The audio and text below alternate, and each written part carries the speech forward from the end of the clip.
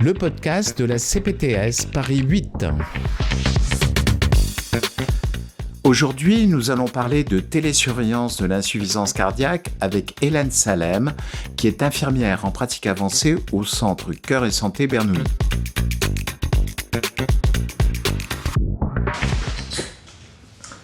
Madame Hélène Salem, vous êtes infirmière en pratique avancée. Oui. Ça veut dire quoi ? Alors, infirmière en pratique avancée, c'est un nouveau métier qui existe depuis à peu près 4 ans maintenant. C'est des infirmiers qui ont fait une spécialisation, un master de 2 ans. Donc chez nous, c'est pathologie chronique. Et en fait, on a reçu des cours et on a fait des stages pour essayer de faire du suivi de maladies chroniques. Donc on se spécifie, dans mon cas, c'est la cardiologie. Afin de mieux accompagner les malades, pouvoir prescrire certaines biologies, certains examens et modifier un peu les traitements dans la mesure de ce qui nous est autorisé par le décret. Très bien. Alors, vous travaillez au Centre Cœur et Santé Bernoulli et vous avez une petite spécialité dans le centre, c'est que vous suivez des insuffisants cardiaques et notamment vous suivez ces insuffisants cardiaques par télésurveillance, comme on dit. C'est quoi ça exactement, la télésurveillance ? Alors la télésurveillance, c'est un dispositif qui permet de suivre les malades à distance. Alors elle existe dans plusieurs disciplines, mais nous là on parle de l'insuffisance cardiaque. Donc en fait les patients qu'on inclut reçoivent une balance connectée, un tensiomètre et doivent tous les jours se connecter sur la plateforme, c'est assez facile, pour remplir un petit questionnaire qui leur demande s'ils sont plus essoufflés, est-ce qu'ils sont fatigués, etc. Et puis ça prend aussi donc leur poids et leur tension.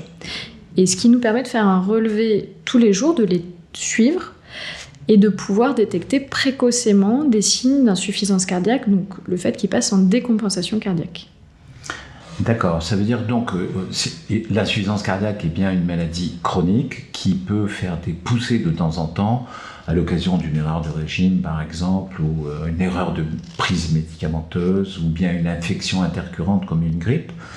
Et donc, grâce à la télésurveillance, vous avez un suivi continu de ces patients-là. Alors, juste une petite question, pourquoi on surveille le poids, la tension et ce petit questionnaire ? Alors, dans l'insuffisance cardiaque, en fait, donc comme vous dites, les gens déjà ont beaucoup de mal à comprendre que c'est une maladie chronique parce que souvent, elle peut être pendant de longues phases de la maladie asymptomatique.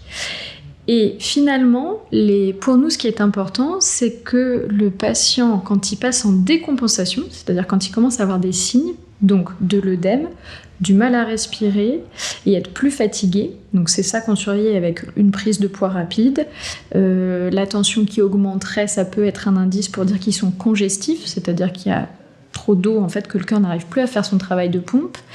Et la fréquence cardiaque aussi qui augmente, ce sont des signes qu'il y a peut-être une décompensation qui s'installe et il y a un vrai intérêt à la déceler précocement. Parce que quand on arrive à le déceler précocement, on peut traiter rapidement avec des cures de diurétiques ou simplement avec, comme vous dites, si c'est une erreur de prise de médicament ou un écart du régime pauvre en sel, essayer de le corriger. Le but, c'est qu'en fait, les patients ne finissent pas hospitalisés parce qu'une fois qu'elle est installée, cette décompensation, ça revient rarement en arrière et que plus on la prend tard, plus c'est dur à traiter. D'accord. Alors, par exemple, je prends juste un exemple simple. J'ai pris 3 kilos là, en montant sur ma balance. Qu'est-ce qui se passe ?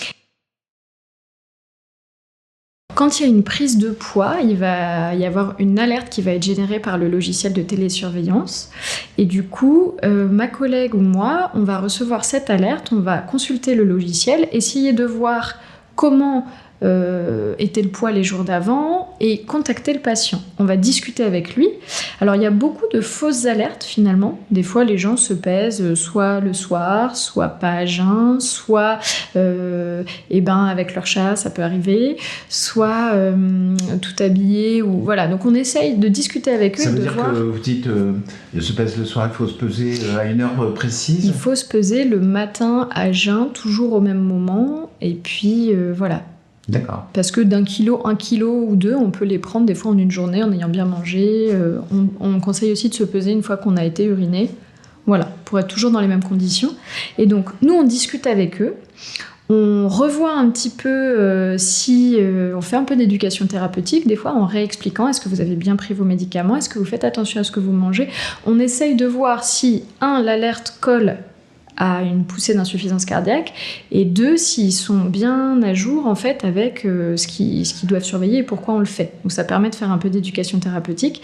Si on a des critères pour penser que c'est un début d'insuffisance cardiaque, de poussée de décompensation cardiaque, soit selon le degré d'urgence, on les fait venir au centre pour les examiner, soit on peut, même à distance, quand ils sont par exemple en vacances ou un peu loin, leur prescrire une biologie pour confirmer ou infirmer cette hypothèse, et puis après en fonction leur prescrire des cures de diurétiques par exemple, ou réadapter un peu leur traitement.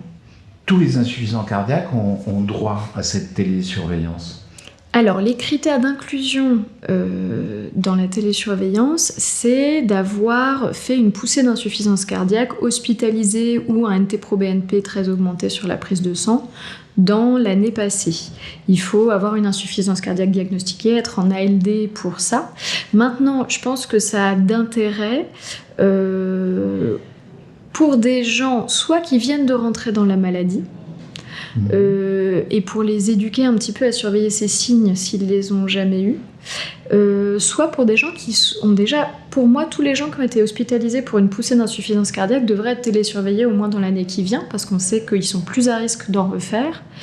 Et après, il faut retenir que la télésurveillance, ça peut s'arrêter si, par exemple, le patient est stable, qu'il ne fait pas de poussée du tout et qu'il est bien en alerte par rapport au fait de surveiller ses signes, on peut l'arrêter ou on peut la redéclencher après s'il y en a besoin plus tard.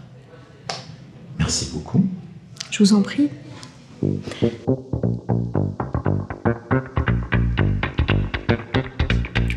Merci d'avoir écouté le podcast de la CPTS Paris 8 sur la télésurveillance de l'insuffisance cardiaque avec Hélène Salem du Centre Cœur et Santé Bernoulli, infirmière IPA. Le message à retenir est que la télésurveillance de l'insuffisance cardiaque est très utile pour certains patients afin d'éviter les réhospitalisations pour décompensation cardiaque.